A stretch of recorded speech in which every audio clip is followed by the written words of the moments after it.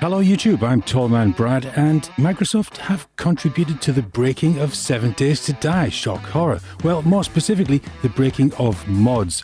The big change in Alpha 20.6 that is causing issues for some people is the location of your additional files such as mods and POIs. Let's fix the problem now. Now, I'm not suggesting this is the way you should go, but a quick workaround at the moment is to roll back your installation of 7 Days to Die to version Alpha 20.5, which will allow you to continue as you were before the update. I should also have pushed the separate installation technique in my last video on installing Undead Legacy and CP48, as right now you could have 2 copies of 7 Days to Die, a separate 20.5 version with all of your mods working fine, and a 20.6 Steam version where you can enjoy the updates to drones and improved random world generation. However, this is just duct tape, or a band-aid if you like, and really we need to embrace the new system, so that's what I'd like to look at here. Firstly, if you can afford the hard drive space, then really you should make a duplicate of your 7 Days to Die folder somewhere else on your system where you can add overhaul mods. Simply copy the entire 7 Days to Die folder from Steam Apps Common to a folder perhaps on the root of your C drive, and you can name that after the overhaul mod to make things easier to manage if you wish. So, right click, copy, open the C drive, right click and create a new folder named Undead Legacy. Open it, right click and paste. Now add your overhaul mod to this version of 7 Days to Die, keeping your Steam version as vanilla or as another modded playthrough perhaps. Do not copy the folder to program files, as this area typically needs administrative privileges, and right-clicking any file and saying Run as Administrator is rarely a good idea. Once the folder is in a new location, right-mouse drag the 7 Days to Die exe file to your desktop and choose Create Shortcut. When you want to run the modded game, start it from the new shortcut, which you can rename to Undead Legacy or Darkness Falls or whatever it may be.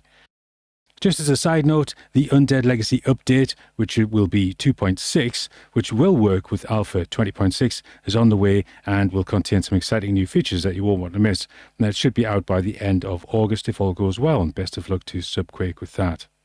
Now on to installing CP48 in Alpha 20.6, and most likely the following instructions shouldn't change too much for future versions of 7 Days to Die.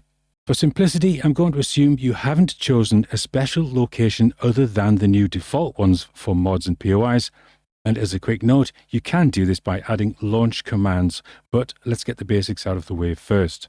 In terms of Compopack 48, the key with Alpha 20.6 is that you store the actual POIs in your app data folder area. So that's users, username, app data, roaming, 7 Days to Die, / local prefabs. Ideally, download CP48.2 Part 2 from Magola's Compopack Discord, but I provided a direct link in the description, which may change depending on when you're watching this. Unzip the download, open the folder, and drag the contents to the new location. If you don't have a local prefabs folder, just create one, or simply run 7 Days to Die Alpha 20.6 at least once for it to be created automatically. Now, if you've done all of that, at this point, you could now join an Alpha 20.6 server that contains the Compopack, and the map will be downloaded to the appropriate place when you first join the game. If you're wanting to generate maps yourself, either to play solo or to upload them to a server, you'll also need to download CP48.2 Part 1 and place the contents in users, username, app data, roaming, 7 Days to Die / mods. Again, the link is in the description, but please use the Magola's Compopack Discord for up-to-date links and information. The Infinity software is soon to be updated to use the new POI locations, but you can still manually move Infinity-generated POI files by hand to the new location if you wish to use Infinity. So now, at this stage, you can join a server or make your own maps to either play solo or to upload to your own server. Let's look at setting up your server with this new system. Previously, POIs were stored on your server in data prefabs. The new location is user data folder folder/local prefabs. Simply use your web interface or FTP software to place the CP48 files and folders in this location. Your generated map should be placed in user data folder/generated worlds. And just for reference, any mods like Wandering Horde Frequency, for example, will be installed in user data folder/mods. Please check the individual mods descriptions to make sure they are compatible with the new location and, of course, compatible with Alpha 20.6. Now, in terms of troubleshooting, a problem you may encounter is that your server provider may be running 7 Days to Die Alpha 20.6, but it doesn't have the user data folder in place.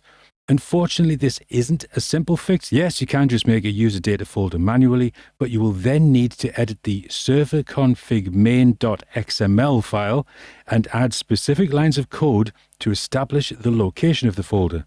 Here's an example of the code, but your server may have a different file structure. Now, there's only a slim chance that this will be an issue for you, and this will only happen while servers also deal with these changes that have been brought about by Alpha 20.6.